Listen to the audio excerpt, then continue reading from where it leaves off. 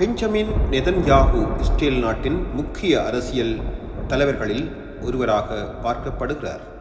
அவரின் வாழ்க்கை வரலாறு சுருக்கமாக பார்ப்போம். ஆரம்ப வாழ்க்கை. பெஞ்சமின் நெதன்யாகு 1949 ஆண்டு அக்டோபர் மாதம் 21 அன்று டெல் அவிவ் நகரத்தில் பிறந்தார். அவரது தந்தை நெதன்யாகு ஒரு வரலாற்று ஆசிரியர். இளம் வயதிலேயே அவர் குடும்பத்துடன் ஐக்கிய அமெரிக்கா சென்றார்.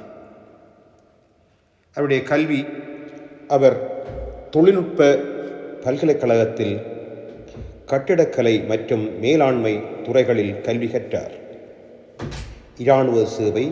நெதன்யாகு IDF சிறப்பு படைப்பிரிவான ஷைரட் மாட்கள் பணியாற்றினார். பல இரகசிய நடவடிக்கைகளிலும் பங்கேற்றார். அரசியல் வாழ்க்கை. அவர் லீகட் கட்சியின் முக்கிய உறுப்பினராக இருந்து அரசியலில் முன்னேறினார். 1996 இருந்து 1999 முதல் முறையாக இஸ்ரேல் பிரதமராக இருந்தார். 2009 இருந்து 2021 வரை நீண்ட காலம் பிரதமராக இருந்து சாதனை படைத்தார். 2022 முதல் மீண்டும் பிரதமராக உள்ளார். முக்கிய அம்சங்கள்.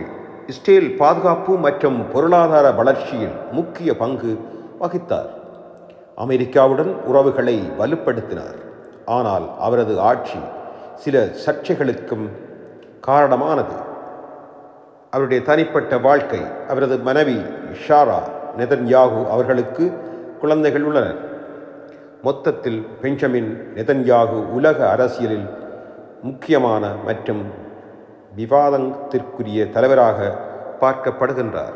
இவருடைய சாதனைகள் மற்றும் சர்ச்சைகள் பற்றி இன்னும் கொஞ்சம் விரிவாக பார்ப்போம். பொருளாதார வளர்ச்சி. நெதன்யாகு தலைமையில் இஸ்ரேல் ஒரு வலுவான தொழில்நுட்ப நாடாக வளர்ந்து IT, சைபர் பாதுகாப்பு போன்ற துறைகள் மிகவும் முன்னேறின. இரண்டாவது, வெளிநாட்டு உறவுகள். அவர் ஐக்கிய அமெரிக்காவுடன் உறவை வலுப்படுத்தினார். மேலும் ஆபிரகாம் உடன்படிக்கை மூலம் சில அரபு நாடுகளுடன் இஸ்ரேல் உறவை மேம்படுத்தினார். மூன்றாவது, பாதுகாப்பு கொள்கை. இஸ்ரேல் நாட்டின் பாதுகாப்பை மிகவும் முக்கியமாக கருதி பல கடுமையான நடவடிக்கைகள் எடுத்தார். பயங்கரவாத எதிர்ப்பு நடவடிக்கைகளில் கவனம் செலுத்தினார். இவர் மீது சர்ச்சைகள். ஊழல் குற்றச்சாட்டுகள். நெதன்யாகு மீது பல ஊழல் வழக்குகள் பதிவு செய்யப்பட்டன. லஞ்சம், மோசடி போன்ற குற்றச்சாட்டுகள் காரணமாக நீதிமன்ற விசாரணைகள் நடந்தன. இரண்டாவது, நீதித்துறை மாற்றங்கள். அவரது அரசு நீதித்துறையின் அதிகாரத்தை குறைக்கும் முயற்சிகள் எடுத்து அதற்கு மக்கள் பெரிய அளவில் எதிர்ப்பு தெரிவித்தனர். பாலஸ்தீன பிரச்சினை தொடர்பான கொள்கைகள் உலகளவில் விமர்சிக்கப்பட்டன. குறிப்பாக குடியேற்ற திட்டங்கள் சர்ச்சையை ஏற்படுத்தின.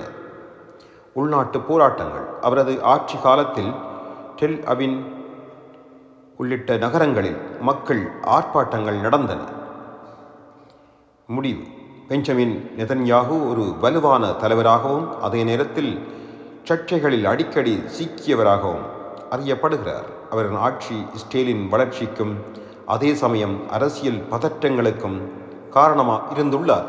இன்னும் விரிவாக அவர் மற்றும் இஸ்ரேல் பாலஸ்தீன மோதல் பற்றி தெரிந்து கொள்வோம். பிரச்சனையின் ஆரம்பம். இந்த மோதல் பல வருடங்களாக நீடித்து வரும் ஒன்று. 1948 ஆண்டு இஸ்ரேல் உருவாக்கப்பட்டது. அங்கு வாழ்ந்த பாலஸ்தீனர்கள் தங்கள் நிலத்தை இழந்ததாக உணர்ந்தனர். இதுவே மோதலின் முக்கிய காரணம். ஒன்று, நில உரிமை பிரச்சினை. இரு தரப்பும் ஒரே நிலத்தை தங்களுடையதாக கருதுகின்றனர். குறிப்பாக ஜெருசலம் நகரம் மிகவும் முக்கியமானது. இரண்டாவது, மத முக்கியத்துவம். இந்த நிலம் யூதர்கள், முஸ்லிம்கள், கிறிஸ்தவர்கள் அனைவருக்கும் புனிதமானது. அதனால் பிரச்சனை மேலும் தீவிரமாகிறது. மூன்றாவது, அரசியல் மற்றும் பாதுகாப்பு. இஸ்ரேல் பாதுகாப்பை முன்னிலைப்படுத்துகிறது. பாலஸ்தீன தன்னாட்சி வேண்டுகிறது. முக்கிய நிகழ்வுகள். 1948 இஸ்ரேல் உருவாக்கம் போர் தொடக்கம் 1967 6 நாள் போர், நிலப்பரப்பு மாற்றம், பல முறை மோதல்கள் மற்றும் தாக்குதல்கள் தொடர்ந்து நடந்தன. பென்ஜமின் நெதன்யாகுவின் பங்கு என்ன? அவர் கடுமையான பாதுகாப்பு கொள்கைகளை பின்பற்றினார். பாலஸ்தீனத்துடன் சமாதான பேச்சுவார்த்தைகளில் கடுமையான நிலைப்பாடு எடுத்தார். குடியேற்றங்களை ஆதரித்து விமர்சனத்திற்கு உள்ளானார். இன்றைய நிலை. இன்றும் இந்த மோதல் முழுமையாக முடிவடையவில்லை. இரு தரப்பினரும் பல இழப்புகளை சந்தித்து வருகின்றனர். எளிய முடிவு: இந்த பிரச்சனை நிலம், மதம், அரசியல் ஆகிய மூன்றின் கலவையாகும். இதற்கு நிரந்தர தீர்வு இன்னும் காணப்படவில்லை. நன்றி. உங்களுக்கு பிடித்திருந்தால் நண்பர்களுக்கும் பகிருங்கள்.